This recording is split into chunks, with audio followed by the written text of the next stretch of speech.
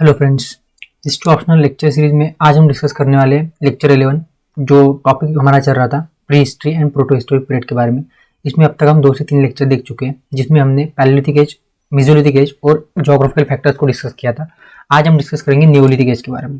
Neolithic age जो है ना, ये काफ़ी कॉम्प्लिकेटेड, काफ़ी लेंथी टॉपिक है, तो इसको हम 2 पार्ट में डिवाइड कर रहे हैं। अभी जो न्यूलिथिक एज है ना, काफ़ी ज़्यादा इंपॉर्टेंट जो है ये माना जाता है in the history of human civilisation. अभी ऐसा क्यों है? क्योंकि ये जो एज है ना, इसी एज से ह्यूमन ने क्या किया था, हंटिंग एंड गैदरिंग छोड़ दी थी एंड दे स्टार्टेड एग्रीकल्चर उन्होंने स्टार्ट कर दिया था। मतलब एक सेडेंटरी लाइफ जीना उन्होंने स्टार्ट कर दिया था। हमने लास्ट लेक्चर में देखा था कि किस तरीके से मेसोलिथिक फेज में अर्ली स्टेज में डोमेस्टिकेशन स्टार्ट हुआ था एनिमल्स का, और थोड़ा बहुत हमने एग्रीकल्चर के बारे में देखा था कि प्लांट डोमेस्टिकेशन उन्होंने स्टार्ट कर दिया था। अभी आज जो हम लेक्चर देख रहे हैं न्यूलिथिक एज, ये काफी ज्यादा इंपॉर्टेंट है क्योंकि उन्होंने टोटली, मतलब बोल सकते हैं कि 90% उन्होंने हंटिंग एंड गैदरिंग को छोड़ दिया था कुछ एरियाज में, क्योंकि रीजनल वेरिएशन जो है होते रहते हैं। लेकिन एग्रीकल्चर जो है ना फुल फ्लेज स्टार्ट हुआ था। अभी इस टॉपिक के ऊपर काफी क्वेश्चन जो है बन भी सकते हैं आगे चल के, क्योंकि एग्रीकल्चर एक इंपॉर्टेंट एस्पेक्ट है ह्यूमन सिविलाइजेशन का। क्योंकि इसके बाद ह्यूमन एक जगह पर रहना शुरू हो गया, कम्युनिटी लाइफ इवॉल्व हो गई, अलग तरह का कल्चर जो इवॉल्व हुआ। और जब एग्रीकल्चर स्टार्ट हुआ ना, तो सरप्लस प्रोडक्शन स्टार्ट होता है। तो सरप्लस प्रोडक्शन के बाद इंसान के पास जो है वक्त बचता है, तो उसके बाद अलग अलग तरीके की चीजें वो करना स्टार्ट कर देता है। तो यही हम अब देखने वाले। तो चलिए वीडियो को स्टार्ट करते हैं। लेकिन उससे पहले वीडियो 2-3 दिन लेट हो गई क्योंकि थोड़ा मैं बिजी था, काफ़ी कमेंट्स आ रही थी, उसके लिए मैं मतलब माफ़ी मांगता हूँ। ठीक है, तो चलिए फीचर्स देख लेते हैं। सबसे पहले फीचर्स क्या है, तो सबसे पहले तो हाउस बनाना उन्होंने शुरू कर दिया था। लास्ट लेक्चर में हमने देखा था। अभी हाउस जो थे ना, वो ट्रीज से बने हुए थे, सिंडर से बने हुए थे। थोड़ा बहुत देख लेते हैं कि हाउसेस किस तरह से बनाते थे वो। तो ये देखिए, यहाँ पे आप देख सकते हो इमेजेस में उनके, ये देखो कि किस तरीके से कम्युनिटी लाइफ जो है ना, फुल फ्लेज कम्युनिटी लाइफ उनकी स्टार्ट हो गई थी। विलेजेस स्टार्ट हो गए थे। हाँ, वो अलग बात है कि लार्ज विलेजेस जो है ना, वो आपको चालकुलिथिक एज में देखने को मिलेंगे। लेकिन यहाँ पे जो विलेजेस थे ना, वो स्मॉल लेवल पे थे। और आप देख सकते हो कि हाउसेस है, यहाँ पे स्टोर हाउसेस है, क्योंकि एग्रीकल्चर प्रोडक्शन स्टार्ट हो गया था, सरप्लस प्रोडक्शन हो रहा था, एनिमल डोमेस्टिकेशन उन्होंने स्टार्ट कर दिया था। हैंडीक्राफ्ट इंडस्ट्रीज आप देख सकते हो, यहीं पे वो इंसान को दफनाते थे। यहाँ पे आप देख सकते हो ग्रेवयार्ड है, ब्यूरियल्स है। एग्रीकल्चर भी नजदीकी था क्योंकि ज्यादा पॉपुलेशन नहीं थी। तो इस तरीके से जो ह्यूमन है अभी, वो उसने अपनी जो लाइफ है ना, वो काफी ज्यादा ड्रास्टिक चेंजेस उसमें आए थे। और इसीलिए वी गार्डन चिल्डे ने, ये एक साइंटिस्ट है, हिस्टोरियन है, इसने इसे न्यूलिथिक रिवोल्यूशन कहा था। अभी न्यूलिथिक रिवोल्यूशन क्यों कहा था, ये फीचर्स देखने के बाद आपको और अच्छे से समझ में आ जाएगा कि न्यूलिथिक रिवोल्यूशन क्यों कहा है। क्योंकि रिवोल्यूशन कहना काफी बड़ी बात होती है। रिवोल्यूशन मतलब क्रांति, आपको पता है। तो एग्रीकल्चर जो है ना, वो स्टार्ट हुआ था राइस, व्हीट और बार्ले, इसकी वो क्या करते थे, खेती करते थे। तो सब्सिस्टेंस स्ट्रैटेजी जो है उनकी चेंज हो चुकी थी। सेडेंटरी लाइफ स्टार्ट हो चुकी थी। आप मतलब समझ सकते हो कि अगर एग्रीकल्चर स्टार्ट हो चुका है तो फिर उन्हें एग्री के ऊपर वहाँ पे ध्यान रखना होगा। तो उसके लिए उन्हें एक जगह पर रहना होगा। और सेल्फ रिलायंट विलेजेस जो है वो स्टार्ट हो चुकी थी। देन आप देख सकते हो कि इनोवेशंस यहाँ पे देखने को मिलेंगे आपको स्टोन टूल्स में, जैसे रिफाइंड एंड पॉलिश टूल्स अब वो यूज कर रहे थे। फर्स्ट पॉटरी के एविडेंसेस भी इस एज से आपको मिल रहे हैं। मेसोलिथिक एज में हमने कुछ 2 साइट देखी थी जहाँ पे पॉटरी के एविडेंसेस मिले थे। लेकिन न्यूलिथिक एज में जैसे कि सरप्लस प्रोडक्शन हुआ था ना, तो उसे स्टोर करने के लिए हमें पॉटरी लगती है। तो पॉटरी का इन्वेंशन उन्होंने किया था। जो व्हील्स पॉटरी के लिए वो यूज करते थे पॉटरी बनाने के लिए, वो धीरे धीरे कार्ट्स में बदलना स्टार्ट हो गए थे। मतलब गाड़ियां जो है ना, हम बोल सकते हैं ना, व्हील्स से बनी हुई गाड़ियां उन्होंने यूज करना स्टार्ट कर दिया था फॉर मूवमेंट, क्योंकि अभी हम मोबाइल हो चुके थे ना। तो कुछ ब्यूरियल्स जो है ना, वहां से एविडेंसेस हमें मिल रहे हैं, वो दिखा रहे हैं कि वो रिबर्थ में मानते थे, पुनर्जन्म में वो मानते थे। रिलीजन अभी स्टार्ट नहीं हुआ था, लेकिन पुनर्जन्म वगैरह जैसी चीजों में वो मानते थे। अभी कॉटन क्लोथ्स आपको देखने को मिल रहे हैं, मतलब कॉटन कल्टीवेशन जो है ना स्टार्ट हो चुका था, ऐसा हम बोल सकते हैं। लेकिन जो कॉन्क्रीट एविडेंसेस है कॉटन कल्टीवेशन का, वो इंडस वैली सिविलाइजेशन के लोगों से मिलता है। यहाँ से हम बस थोड़ा बहुत बता सकते हैं कि कॉटन कल्टीवेशन उन्होंने स्टार्ट किया था, ऐसे एविडेंसेस मिल रहे हैं। लेकिन कॉन्क्रीट तो नहीं है। वो इंडस वैली सिविलाइजेशन है, दुनिया में सबसे पहले कॉटन का कल्टीवेशन स्टार्ट करने वाले। अभी जाडाइट स्टोन मिला है हमें नॉर्थ ईस्ट के कुछ साइट्स में, जैसे कि दाऊजिली हेडिंग ये नॉर्थ ईस्ट की साइट है, यहाँ पे जाडाइट स्टोन मिला है। तो इससे क्या पता चल रहा है, जाडाइट स्टोन अभी इंडिया में तो मिलता नहीं है। तो फिर डेफिनेटली उन्होंने ट्रेडिंग स्टार्ट किया था। ठीक है, इंटरनेशनल ट्रेड उन्होंने स्टार्ट किया था, एक्सटर्नल ट्रेड उन्होंने स्टार्ट किया था। और ये जो आपका जाडाइट स्टोन है, ये कहाँ पे मिलता है, ये मिलता है चाइना में। उसके बाद लेबर के बेसिस पे लेबर डिवीजन जो है ना वो स्टार्ट हो चुका था। यहाँ पे आप देख सकते हो इमेजेस में आपको दिख रहा है कि किस तरीके से लेबर डिवीजन जो है ना on the basis of gender उन्होंने स्टार्ट कर दिया था।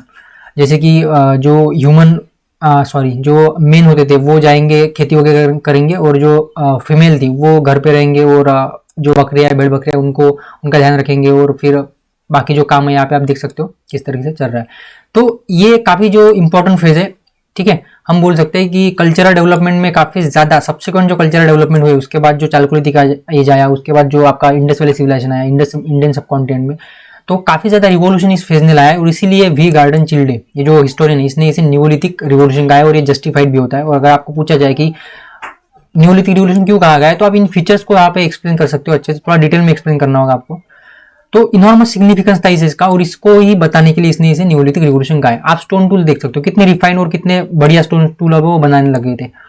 अभी वो मतलब देखो, हैंडल जो है ना वो लकड़ी का बना रहे हैं, मतलब अभी उन्होंने हैंडल यूज करना स्टार्ट कर दिया था। रिफाइंड टूल आपको देखने को मिल रहे हैं अलग अलग तरीके के शेप के, कुछ ग्रिंडिंग के लिए, ग्रिंडिंग पर्पज की वजह से यहाँ पे आप देख सकते हो एक स्टूल, एक स्टोन जो है वो यूज कर रहे हैं। तो या काफी ज्यादा इवोल्यूशन जो है हो रहा था ह्यूमन के लाइफ में, आप ऐसा यहाँ से अंदाजा तो लगा सकते हो, ठीक है।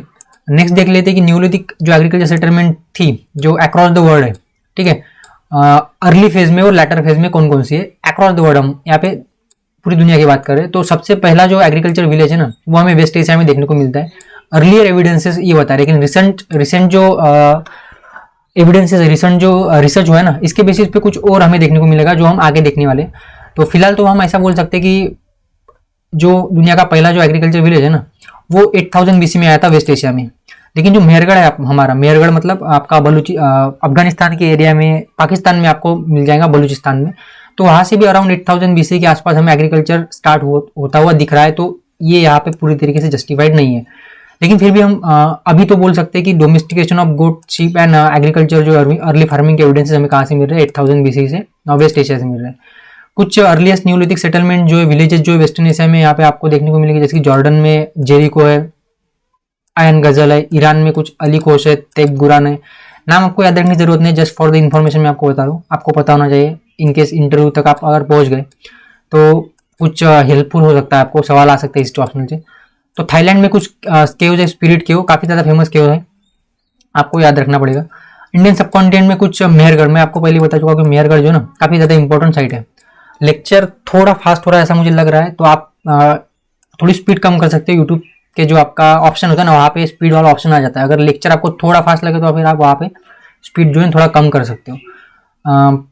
विंध्यास रीजन जो है ना, विंध्या रीजन में कुछ एविडेंसेस मिल रहे हैं राइस कल्टीवेशन के हमें, है ना। व्हीट एंड बार्ली के एविडेंसेस मिल रहे हैं हमें मेहरगढ़ से। मेहरगढ़ काफी इंपॉर्टेंट साइट है, इसको हम अभी आगे हम डिस्कस करेंगे, डिटेल में डिस्कस करेंगे। बस यहाँ पे आपको इतना याद रखना है कि किस तरीके से इंडियन सब कॉन्टिनेंट से भी हमें एविडेंसेस मिल रहे हैं अर्लीस्ट न्यूलिथिक सेटलमेंट के, है ना, एग्रीकल्चर सेटलमेंट के। अभी ये जो जितने भी हमने अभी डिस्कस किए ना साइट्स, इनमें आपस में कोई कनेक्शन नहीं ना। ऐसा कहा जाता था कि ये जो सारी की सारी सेटलमेंट्स है इनमें कोई कनेक्शन होगा, मतलब यहाँ के लोग माइग्रेट होके दूसरी जगह पे गए और फिर यहाँ से उन्होंने जो कल्चर है वो कॉपी किया, ऐसा बोला जाता था। लेकिन हमें कोई एविडेंसेस नहीं मिल रहे कि अर्ली सेंटर्स ऑफ प्रोडक्शन जो है ना उनमें कोई कनेक्शन है, लिंक का कोई लिंक जो है ना इसके कोई एविडेंसेस मिल नहीं रहे हैं, मतलब ये सारे के सारे इंडिपेंडेंट थे। लेटर सेंटर्स हमें देखने को मिलते हैं साउथ चाइना में, हेमिडो राइस कल्टीवेशन, हेमिडो रीजन है, वहाँ पे राइस कल्टीवेशन के एविडेंसेस मिल रहे हैं। बफेलो, डॉग, पिग्स के एविडेंसेस मिल रहे हैं, डोमेस्टिकेशन स्टार्ट हो चुका था। अभी देखो डोमेस्टिक, अभी कोई एनिमल्स के अगर कोई वहाँ पे अगर बोन्स मिल रहे हैं तो हमें पता कैसे चल रहा है कि वहाँ पे डोमेस्टिकेशन स्टार्ट हो रहा है या फिर नहीं हो रहा है। तो इसको हम आगे डिटेल में देखेंगे कि कैसे डोमेस्टिकेशन का मतलब क्या होता है, डोमेस्टिकेशन स्टार्ट हो रहा है इसका मतलब क्या है। और मेक्सिको जो है ना, यहाँ पे भी हमें कॉर्न, बीन्स के जो एविडेंसेस है वो मिल रहे हैं कि कल्टीवेशन वहाँ पे स्टार्ट हो चुका था। इंपॉर्टेंट तो नहीं है लेकिन पता होना चाहिए, इसलिए हमें मैं यहाँ पे ये स्लाइड जो है मैंने डाल दी है।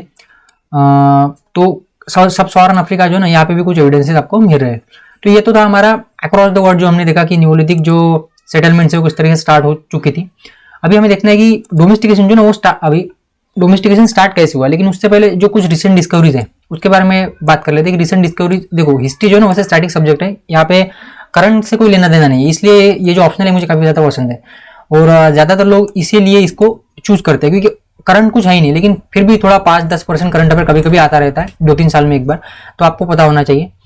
जैसे कि इंडस वैली सिविलाइजेशन से रिलेटेड अभी कुछ अपडेट आई थी जिसमें स्क्रिप्ट के ऊपर थी, वो लोगोग्राफिक स्क्रिप्ट है या नहीं है उसके ऊपर, तो वो मैं जब इंडस वैली सिविलाइजेशन को डिस्कस करेंगे तब मैं बता दूंगा। अभी कुछ फाइंडिंग्स है आर्कियोलॉजिकल सर्वे ऑफ इंडिया की एट मिडल गंगा रीजन, जो कि रिवील करते हैं कुछ surprising fact about domestication in south Asian region. इसमें लहुर देवा एक साइट है जो यूपी के मिडल गंगा वैली में आपको मिल जाएगी। यहाँ पे आपको राइस कल्टीवेशन के एविडेंसेस मिल रहे हैं और वो भी अराउंड 10,000 BC के आसपास। अभी देखो, मैंने अभी आपसे कहा था, जो हमने लास्ट स्लाइड में डिस्कस किया था, कि ये जो यहाँ पे बताया गया है ना कि फर्स्ट एग्रीकल्चर विलेज जो है वो वेस्ट एशिया में मिलता है 8,000 BC में। लेकिन अभी हमने डिस्कस किया रिसेंट डिस्कवरी को कि यहाँ पे 10,000 BC का हमें एविडेंसेस मिल रहा है साउथ एशियन रीजन में, और वो भी कहाँ से, यूपी के जो गंगा वैली है ना वहां से। तो इसलिए रिसेंट डिस्कवरीज इंपॉर्टेंट हो जाती है, और अभी जब रिसेंट डिस्कवरीज हो रही है तो इसको वैल्यू एडिशन के लिए हम यूज कर सकते हैं। और कार्बन डेटिंग टेक्निक से ये पता चला है हमें। और ये डिस्कवरी किसने की थी, तो राकेश तिवारी ने की थी। तो काफी इंपॉर्टेंट है, लहुर देवा साइट के बारे में आपको पूछा जा सकता है प्रीलिम्स में भी, और मेंस में भी आप वैल्यू एडिशन के लिए इसको लिख सकते हो, मतलब ऑप्शनल में। झूसी साइट है ये यमुना गंगा रीजन में, यहाँ पे भी लगभग अब ये तो कुछ ज़्यादा ही हो गया, मतलब इसके ऊपर तो मेरा भरोसा नहीं कि 7,000 मतलब लगभग 70,000 साल पहले भी ये स्टार्ट हुआ था, ऐसा तो नहीं हो सकता। लेकिन ये लहुर देवा है, थोड़ा बहुत प्रैक्टिकल लग रहा है। ठीक है, चलो नेक्स्ट देख लेते हैं। नेक्स्ट क्या है, नेक्स्ट है मैप है। आप मैप देख सकते हो, मैप से मतलब जो स्कोर बढ़ाना है ना, ऑप्शनल में आपको जो लोग 300 स्कोर लेके आते हैं वो क्या करते हैं, वो मैपिंग का इस्तेमाल करते हैं। तो मैप आप देख सकते हो कि दुनिया का मैप है ये, ठीक है। कहाँ जैसे कि एग्रीकल्चर स्टार्ट हो रहा है कहाँ से, तो आपको यहाँ पे पता चल रहा है। जैसे यूरोप में एग्रीकल्चर स्टार्ट हुआ था, ठीक है ना, कौन से वो क्रॉप जो ले रहे थे, ये यहाँ से देख सकते हो। इंपॉर्टेंट नहीं है लेकिन फिर भी पता होना चाहिए, इसलिए मैंने यहाँ पे मैप आपको दिखा दिया। न्यूलिथिक साइट जो है ना इंडियन सब कॉन्टिनेंट की, ये काफी इंपॉर्टेंट है। 50 मार्क्स का क्वेश्चन आता है, हमें पता है, पहला ही क्वेश्चन होता है पेपर 1 में, तो इसके लिए साइट्स काफी इंपॉर्टेंट है। और मुझे 2-3 लोगों ने पूछा था कि साइट जो है ना वो बताते रहिए, तो इसलिए मैंने स्लाइड्स की जो वीडियो जो साइट्स की स्लाइड्स मैंने डाल दी है। ओके, सो जो ये साइट्स है ना ये इंपॉर्टेंट है। नागार्जुन कोंडा साइट्स हो गई, ठीक है।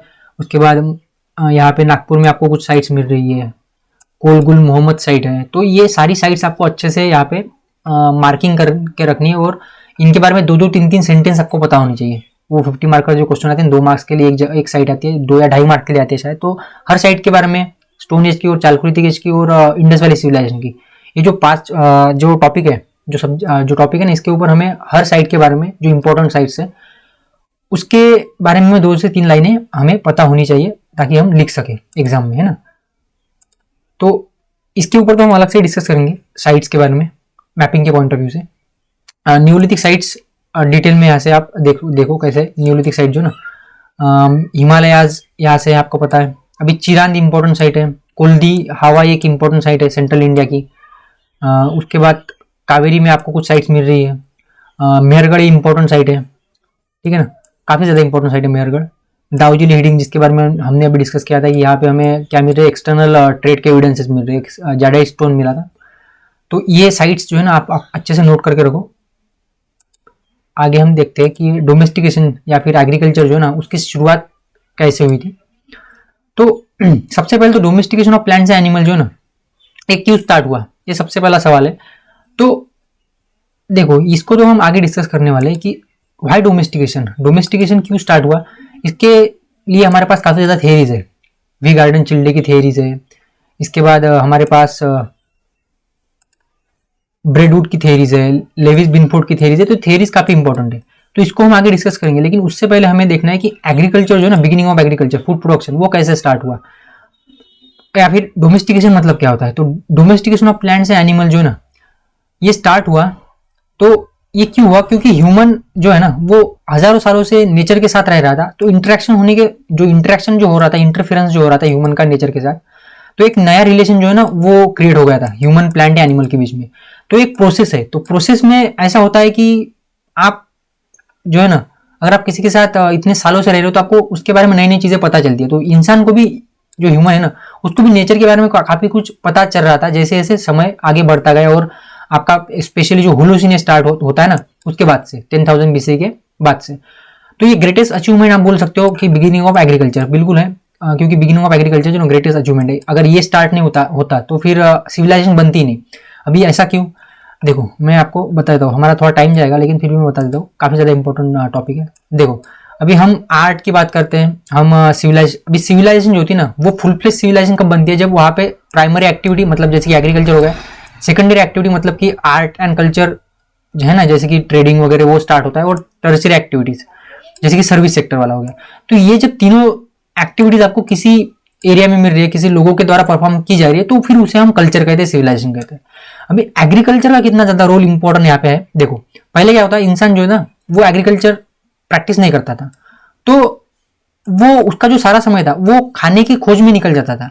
लेकिन जब उसने एग्रीकल्चर को स्टार्ट किया, तो एग्रीकल्चर स्टार्ट करने के बाद उसका वक्त जो है ना वो उसके बाद बच रहा था, तो वो क्या करेगा उस खाली वक्त में, वो कुछ एंटरटेनमेंट के लिए कुछ चीजें करता था, जैसे कि खेलना, मतलब टॉय के हमें एविडेंसेस मिल रहे हैं, टॉय का इस्तेमाल वो करते थे, चेस वो खेलते थे। उसके बाद आर्ट जो है वो परफॉर्म करने लग गए। तो इससे क्या होता है, एग्रीकल्चर स्टार्ट होने के बाद क्या हुआ, सरप्लस प्रोडक्शन हुआ। एक तो ये कि उनके पास वक्त बचा, तो ये अलग मतलब सेकेंडरी एक्टिविटीज में इन्वॉल्व हो गए, और सरप्लस प्रोडक्शन होने की वजह से उन्होंने ट्रेडिंग स्टार्ट कर दी, है ना, ट्रेडिंग स्टार्ट करके एक्सटर्नल ट्रेड जो स्टार्ट हुआ। तो इतना ज्यादा इंपॉर्टेंट हो जाता है एग्रीकल्चर, इसीलिए एग्रीकल्चर का स्टार्ट होना जो है ना वो ग्रेटेस्ट अचीवमेंट कहा जाता है ह्यूमन काइंड की, और इसीलिए न्यूलिथिक फेज जो काफी ज्यादा इंपॉर्टेंट है। आई होप आपको समझ में आ गया होगा। अभी डोमेस्टिकेशन मतलब होता क्या है, बेसिक सा सवाल है लेकिन इंपॉर्टेंट है। अभी जब कोई प्लांट एंड एनिमल वो उनके नेचुरल हैबिटेट से आप उन्हें निकाल के अगर ह्यूमन कंडीशन में उन्हें ब्रीड कर रहे हो, रियर कर रहे हो, ब्रीड कर रहे हो through the process of selective breeding and rearing, तो उसे कहा जाएगा डोमेस्टिकेशन। मतलब अगर नेचुरल हैबिटेट में अगर हो, जैसे कि जंगल में है, तो जंगल में तो डोमेस्टिकेशन नहीं है ना, वो तो नेचुरल है ना, वो प्लांट्स एंड एनिमल्स। लेकिन अगर आप उन्हें घर पे लेके आ रहे हो तो फिर वो हो गया डोमेस्टिकेशन, है कि नहीं? समझ में आएगा, इतना क्लियर हो गया आप डोमेस्टिकेशन क्या होता है। अभी इस फेज के बाद ह्यूमन ने क्या किया था, गैदरिंग कंप्लीटली छोड़ दी थी, और हंटिंग तो पार्शली वो हंटिंग पार्शली स्टार्ट कहा, वो तो कर ही रहे थे ना।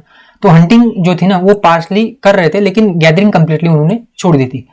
अभी कल्टीवेशन ऑफ प्लांट एनिमल उन्होंने स्टार्ट कर दिया था। अभी एग्रीकल्चर डेवलपमेंट हुई, प्लांट का कल्टीवेशन स्टार्ट हुआ। तो अभी देखो प्रोसेस कैसे होती है, एग्रीकल्चर डेवलपमेंट हुई, अभी नई नई टेक्नोलॉजीज को उन्होंने खोजा, जैसे कि स्टोन टूल जो है ना, हमने अभी देखा कि किस तरीके से नए नए तरीके के नई नई ज्योमेट्रिक शेप के उन्होंने स्टोन टूल जो है यूज करना स्टार्ट कर दिए थे। अभी सरप्लस फूड जो है ना अवेलेबल होने लगा, तो पॉपुलेशन बढ़ने लगी, ह्यूमन सेटलमेंट स्टार्ट होगी, कम्युनिटी लाइफ इवॉल्व हुई, और सोशियो पॉलिटिकल ऑर्गेनाइजेशन जो है ना डेवलप हो रही है। फिर कल्चर डेवलप होगा, और कल्चर डेवलप हुआ, और इसीलिए फिर जो ह्यूमन लाइफ है ना वो काफी ज्यादा इवॉल्व हो गई, और इसीलिए फिर इसे न्यूलिथिक रिवॉल्यूशन कहा गया। तो ये एक क्या है, ये एक ऑर्डर, एक सीक्वेंस है, इसी तरीके से कल्चर डेवलप होता है, और इसे हम रिवॉल्यूशन कहते हैं। तो एग्रीकल्चर जो कम्युनिटीज थी ना वो हमें मिल जाती है इंडस वैली रीजन में, गंगा रीजन में, वेस्टर्न इंडियन रीजन में, सदर्न डेक्कन रीजन में, और ईस्टर्न रीजन में, और ज्यादातर वैलीज में ही हमें सिविलाइजेशन मिलती है, क्योंकि वहां का जो एरिया है वो फर्टाइल होता है एग्रीकल्चर के लिए। अभी डोमेस्टिकेशन स्टार्ट हुआ क्यों, सबसे इंपॉर्टेंट सवाल। Thousands and thousands of year की हंटिंग एंड गैदरिंग के बाद लोगों ने आखिरकार डोमेस्टिकेशन स्टार्ट क्यों किया, सवाल तो यही है ना। इतना अच्छा चल रहा था उनका, कोई टेंशन नहीं था, अच्छे से वो खा पी रहे थे, मजे में रह रहे थे, लेकिन डोमेस्टिकेशन उन्होंने स्टार्ट क्यों किया? तो इसके लिए अलग अलग लोगों ने अलग अलग थेरीज दी हैं। उन्होंने कोशिश की है कि इसके पीछे की रीजन जो है वो एक्सप्लेन कर सके, लेकिन हालांकि 100% तो हम बता ही नहीं सकते, लेकिन फिर भी कोशिश की गई है, तो हम उन्हें थोड़ा बहुत डिस्कस कर लेते हैं। सबसे पहले तो गार्डन चिल्डे, जिसने न्यूलिथिक एज को न्यूलिथिक रिवॉल्यूशन कहा था, 1952 में इसने थेरी दी है। इसका क्या कहना है कि जो एनवायरमेंटल है ना, एनवायरमेंट, तो एनवायरमेंटल इंड्यूस्ड रिवॉल्यूशन है, मतलब एनवायरमेंट की वजह से, एनवायरमेंट में जो चेंज हुए, क्लाइमेट में जो चेंज हुए ना मेसोलिथिक फेज के बाद में, या फिर मेसोलिथिक फेज जब स्टार्ट हुआ तब हमें पता है कि मेसोलिथिक फेज के पहले हिमयुग था, सब सारी चारों तरफ क्या थी, बर्फ थी। तो थोड़ा क्लाइमेट जो है वार्मर होने लगा, तो उसकी वजह से काफी ज्यादा चेंजेस हुए, ऐसा गार्डन चिल्ड का कहना है। और इसीलिए ये एक इम्पेटस का काम करता है, एक रीजन का काम करता है, एक स्टिमुलस का काम करता है for start of food production, animal domestication. अब इसके अनुसार इसका क्या कहना है कि वेस्ट एशिया में क्लाइमेट चेंज हुआ अराउंड 10,000 BC, पूरी दुनिया में हुआ था, है कि नहीं?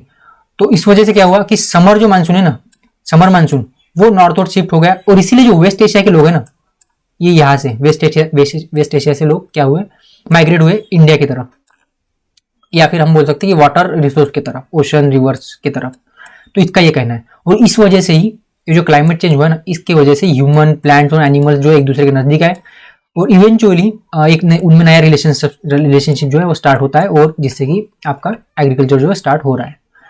तो ये गार्डन चिल्ड का कहना है। अभी ऐसा तो नहीं होगा कि किसी ने कोई थ्योरी दे दी और उसमें कुछ मतलब किसी को कोई ऑब्जेक्शन न हुआ हो। ऑब्जेक्शन तो होता ही है, ह्यूमन टेंडेंसी है वो कि अगर कोई कुछ बोल रहा है तो उसका कुछ लोग सपोर्ट करेंगे, कुछ लोग विरोध करेंगे। अभी ऐसा ही एक साइंटिस्ट या फिर हिस्टोरियन था, रॉबर्ट जे ब्रेडवुड। 1960 में इसने क्या कहा, नहीं भाई ऐसा नहीं हुआ था, क्लाइमेट चेंज कोई थ्योरी नहीं है ऐसी जिसकी वजह से, या फिर ये फैक्टर ही नहीं है जिसकी वजह से डोमेस्टिकेशन जो है ना स्टार्ट हो। अभी उसने क्या किया कि उसने एक अलग थ्योरी दी अपनी। उसने कहा कि एक न्यूक्लियर जोन था। उसने क्या कहा कि एक न्यूक्लियर जोन था, उसने न्यूक्लियर जोन की आइडिया दी, जो ऐसा था जहाँ पे variety of wild plants animals रहते थे और जिनमें पोटेंशियल था कि वो डोमेस्टिकेट हो सकते थे, मतलब वो अपने आप होंगे। ये इसका कहना था रॉबर्ट ब्रेडवुड का, कि ऐसा एक जोन था, ऐसा एक न्यूक्लियर जोन था, ऐसा एक एरिया था जहाँ पे ऐसे प्लांट्स और एनिमल्स रहते थे जिनमें पोटेंशियल था कि वो खुद डोमेस्टिकेट खुद को करवा सकते हैं, या फिर over the period of time human ने उन्हें डोमेस्टिकेट किया होगा। लेकिन ये बताते हुए ये एक बात भूल गया कि किसी भी चीज को होने के लिए कॉज एंड इफेक्ट की थ्योरी आपको पता है ना, कॉज एंड इफेक्ट थ्योरी होती है, हर चीज के पीछे कोई ना कोई रीजन होता है। ये इसने दी ही नहीं, कि रीजन ही नहीं बताया, इसने रीजन दिया ही नहीं। कोई प्रेशर तो होना चाहिए ना डोमेस्टिकेशन स्टार्ट होने के लिए, इंसेंटिव होना चाहिए ना, लेकिन ये इसने नहीं दिया, तो इसलिए ये थ्योरी जो है रिजेक्ट हो जाती है कि नहीं। इतना आपको क्लियर हो गया थ्योरी ऑफ रॉबर्ट जे ब्रेडवुड, कि इसने रीजन नहीं दिया, बस इसने कह दिया कि क्लाइमेट चेंज जो है वो थ्योरी नहीं हो सकती, एक फैक्टर नहीं हो सकता for the start of domestication. अभी थ्योरी ऑफ लेविस बिनफोल्ड, ये थोड़ी बहुत मतलब ढंग की थ्योरी लगी है सबको। अभी सबसे पहले तो इसने बोल दिया कि फर्स्ट थ्योरी जो है ना वो पार्टली इनकरेक्ट है, मतलब थोड़ी सही है थोड़ी गलत है, और जो सेकंड थ्योरी है वो तो बकवास है। रॉबर्ट की जो थ्योरी है ना वो बकवास है, ऐसा इसने बोल दिया। अब इसने क्या कहा कि कुछ कॉन्क्रीट फैक्टर्स तो नहीं है, लेकिन एग्रीकल्चर जो स्टार्ट हुआ न्यूलिथिक फेज में, उसको हम बोल सकते हैं कि क्लाइमेट चेंज भी एक फैक्टर रहा है, मतलब क्लाइमेट चेंज जो है एक फैक्टर रहा है, ऐसा इसका कहना था। मतलब जो पहली थ्योरी हमने देखी थी फर्स्ट थ्योरी, उसमें भी उसने कहा था क्लाइमेट चेंज एक फैक्टर। ये कह रहा है कि क्लाइमेट चेंज एक फैक्टर तो है, लेकिन सिर्फ वो एक फैक्टर नहीं है। दूसरा फैक्टर इसने कहा क्या दिया कि डेमोग्राफिक चेंजेस हुआ है। दूसरा कहा क्या, डेमोग्राफिक चेंजेस की वजह से भी जो है ना वो इंसानों ने डोमेस्टिकेशन स्टार्ट किया था। तो अभी डिटेल में इसके थ्योरी को हम समझते हैं।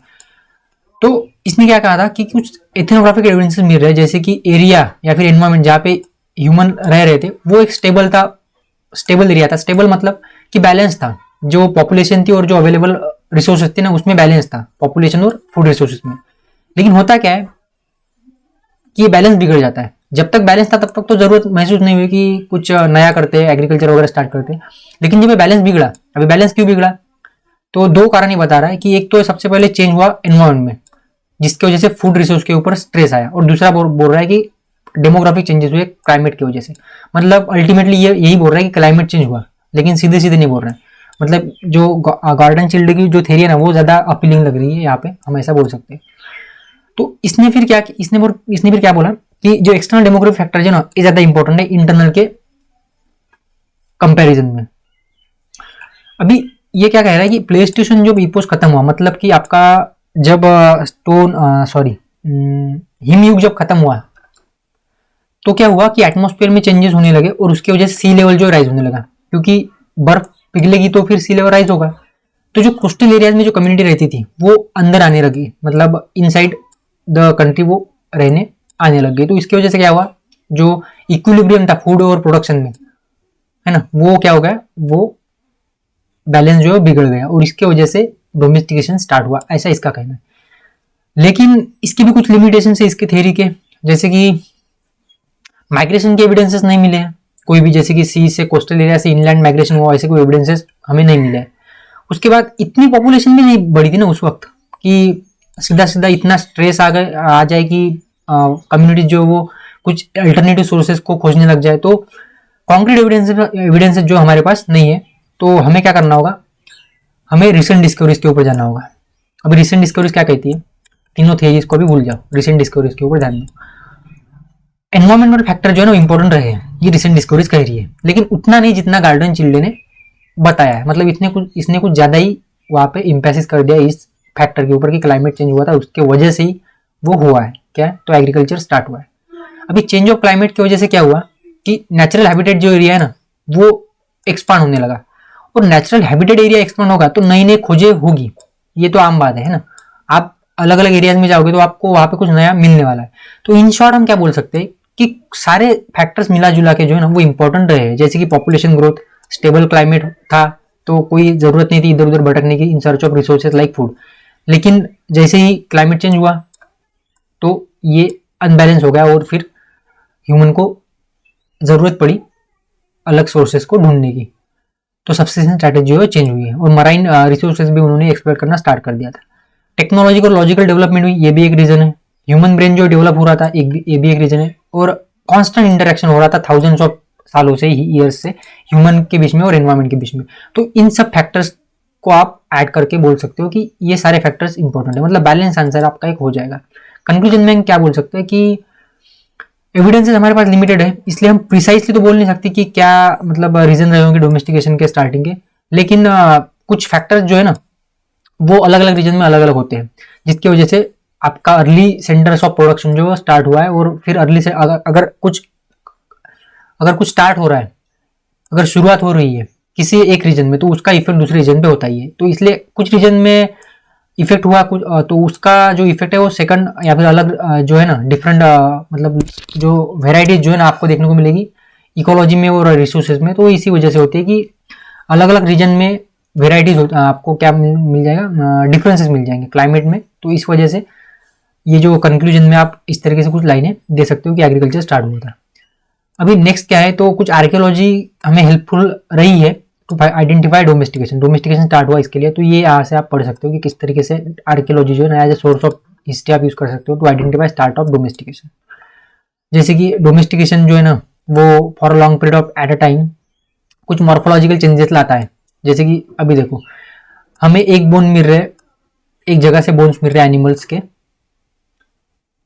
और प्लांट्स के रिमेन्स मिल रहे हैं, और दूसरे जगह से भी सेम मिल रहे हैं। तो अभी हम पता कैसे लगाएंगे कि यहाँ से डोमेस्टिकेटेड है, डोमेस्टिकेटेड नहीं है। तो जो बोन्स होंगे ना बोन्स, उनमें कुछ चेंजेस आते हैं। अभी कैसे, जैसे कि जो डोमेस्टिकेटेड जो एनिमल्स है ना, डोमेस्टिकेटेड एनिमल के जो टूथ होंगे, जो दांत होंगे वो स्मॉलर होते हैं साइज में, और जो वाइल्ड एनिमल्स होते हैं ना उनके दांत जो है ना वो थोड़े बड़े होते हैं। तो ये यहाँ से हम मतलब यहाँ से साइंटिस्ट या फिर हिस्टोरियन पता लगा लेते हैं कि ये डोमेस्टिकेटेड है और ये नहीं है। अभी आपको समझ में आ गया होगा कि डोमेस्टिकेशन के बारे में ये पता कैसे लगाते हैं। एनिमल्स की साइज, हेयर, ये सब कम हो जाता है जब डोमेस्टिकेशन स्टार्ट हो जाता है। तो ऐसे जो एविडेंसेस है इससे पता लगता है कि आर्कियोलॉजी, मतलब इससे आर्कियोलॉजी जो है हेल्पफुल हो जाती है। तो आर्कियोलॉजिकल सोर्सेज वैसे भी काफी इंपॉर्टेंट है। ये फर्स्ट लेक्चर में मैंने सेकंड लेक्चर में मैंने बता दिया था। तो यहाँ से आप आराम से पढ़ सकते हो, नोट से कुछ मैंने ऐड कर दिए। नेक्स्ट जो है ना अभी हमें देखना है कि किस तरीके से ट्रांजिशन हुआ है फूड प्रोडक्शन में in the world and in Indian सब कॉन्टिनेंट। अभी वर्ल्ड के बारे में तो हम डिस्कस कर चुके हैं लास्ट लेक्चर में, नाइल रिवर में, मतलब लास्ट स्लाइड में, फर्स्ट जो स्लाइड थी हमारी उसमें। अभी वेस्टर्न जो एशिया है ना, ये साइड्स भी हम अभी डिस्कस कर चुके हैं, 8000 BC के आसपास स्टार्ट हुई थी। अभी हमें जो फोकस होगा ना हमारा वो होगा इंडियन सब कॉन्टिनेंट के साइड्स के ऊपर। मतलब जो अलग अलग रीजन है, जैसे नॉर्थ वेस्टर्न रीजन है, नॉर्दर्न रीजन है, साउथ इंडियन रीजन है, सेंट्रल रीजन है, ईस्टर्न रीजन है। यहाँ पे हमें देखना है कि किस तरीके से, मतलब मैंने अभी बोला था ना रीजनल वेरिएशन है, तो रीजनल वेरिएशन किस तरीके से और क्यों है ये अभी हमें देखना है। तो आज के लेक्चर में हम बस जो पहला टॉपिक है ना नॉर्थ वेस्टर्न रीजन वाला, अफगानिस्तान बलूचिस्तान रीजन वाला, इसको डिस्कस करेंगे। और जो नेक्स्ट लेक्चर होगा फिर उसमें हम जो बाकी बचे हुए 4 साइड्स हैं इसको डिस्कस करेंगे और चालकुली केस को भी कवर कर लेंगे। तो चलिए देख लेते हैं नॉर्थ वेस्टर्न रीजन के बारे में। अभी ये जो रीजन है नॉर्थ वेस्टर्न रीजन, इसमें हमें कुछ साइट्स मिल रही है, जैसे कि बालाकोट साइट्स हो गए, मेहरगढ़ हो गया, मुंदी गाक हो गया और सरायकोला, ये कुछ साइट्स है जो नॉर्थ वेस्टर्न रीजन में। नॉर्थ वेस्टर्न रीजन मतलब आपका जो पाकिस्तान अफगानिस्तान वाला जो एरिया है ना वहाँ पे। तो यहाँ से हमें कुछ अर्लीस्ट जो एविडेंसेस मिल रहे हैं कल्टीवेशन के और व्हीट एंड बार्ले के, वो यही से मिल रहे हैं। अर्लीस्ट एविडेंसेस में बोल रहा हूँ 7000 BC के कुछ एविडेंसेस अफगानिस्तान में, जहाँ से सीप और गोट का डोमेस्टिकेशन स्टार्ट हो चुका है। और हमने अभी देखा था कि एक साइट देखी थी हमने, उस साइट से हमें 10,000 BC के एविडेंसेस मिले। और मैंने बोला था कि मेहरगढ़ काफी इंपॉर्टेंट साइट है जिसको हम डिटेल में डिस्कस करेंगे। तो ये आ गया हमारा मेहरगढ़ साइट, जो कि ओल्डेस्ट एंड बेस्ट साइट है for human settlement east phase से। अभी यहाँ पे आपको 2 तरीके के सीरियल्स मिलेंगे, एक तो व्हीट और दूसरा बार्ले। और इसके भी टाइप्स थे, व्हीट के 2-3 टाइप के वो प्रोडक्शन वो लेते थे, और बार्ले का भी 2-3 तरह के प्रोडक्शन वो लेते थे। कुछ आपको सीड्स जो है ना डेट्स के, वो भी उसके भी सीड्स आपको यहाँ पे मिल जाएंगे। उसके बाद जो यहाँ पे एक्सकवेशन हुआ है उससे हमें पता मतलब जो अर्लीस्ट जो लोअर लेवल है, सबसे नीचे की लेवल, वहां से हमें पता चल रहा है कि जो वाइल्ड एनिमल्स है ना उनके बोन्स मिले, मतलब जो बोन्स मिले वो वाइल्ड एनिमल्स के। और जो टॉप लेयर है, क्योंकि जब एक्सकवेशन होगा तो ऊपर से शुरुआत होगी, तो टॉप लेयर के जो एविडेंस है बोन्स के, वहां से हमें पता चल रहा है कि डोमेस्टिकेटेड एनिमल्स है, क्योंकि फिर उनकी जो साइज होगी टीथ की वो कम होगी, हेयर जो है वो शॉर्ट होगी, एनिमल्स की साइज कम होगी। और जैसे जैसे खुदाई आगे चलेगी, नीचे जाएंगी, तो जो अर्लीस्ट लेवल है सबसे नीचे वाली, यहाँ से हमें मिल रहे हैं वाइल्ड एनिमल्स के बोन, और प्री प्रोटरी जो सेटलमेंट्स है ना वो यही से स्टार्ट हुई थी, ऐसा ये हिस्टोरियंस का कहना है। उसके बाद यहाँ पे आपको मिक्स फार्मिंग मिलेगी, मिक्स मतलब इकोनॉमी मिलेगी, जैसे कि एग्रीकल्चर को सप्लीमेंट कर रहे थे हर्डिंग के साथ और फिशिंग एंड हंटिंग के साथ भी। तो टोटली हंटिंग जो है बंद नहीं हुई थी, हम ऐसा, गैदरिंग टोटली स्टॉप हो चुकी थी, गैदरिंग उन्होंने छोड़ दिया था। हाउसेज जो आपको रेक्टेंगुलर मिलेगी, जो कि मड ब्रिक्स से बने हैं, तो ब्रिक्स का इस्तेमाल ये लोग कर रहे थे। और आपको पता है कि इस एरिया में जब इंडस वैली सिविलाइजेशन आती है तो ब्रिक्स का काफी उन्होंने यूज किया है, बेक्ड ब्रिक्स। और कुछ आपको ग्रिंडिंग स्टोन वगैरह मिलेंगे, स्टोन एक्सेस वगैरह, तो ये भी आपको देखने को मिल रहा है। तो मेहरगढ़ का साइड काफी इंपॉर्टेंट है, जैसे कि मैं